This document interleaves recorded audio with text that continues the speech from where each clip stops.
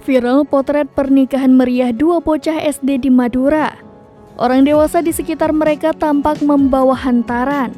Beredar video yang memperlihatkan pesta pernikahan meriah yang diduga digelar di Bangkalan, Madura, viral di media sosial.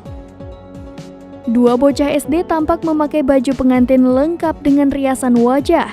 Ternyata dua bocah yang masih SD tersebutlah yang tengah dinikahkan.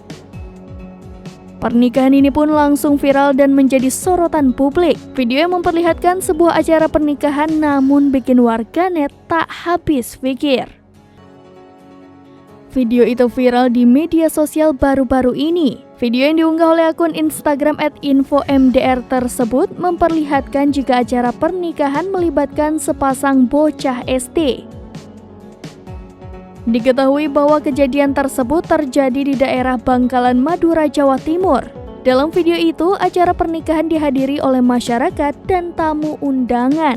Bahkan, terlihat pula jika tamu-tamu undangan berkumpul di sebuah tenda yang sudah disediakan.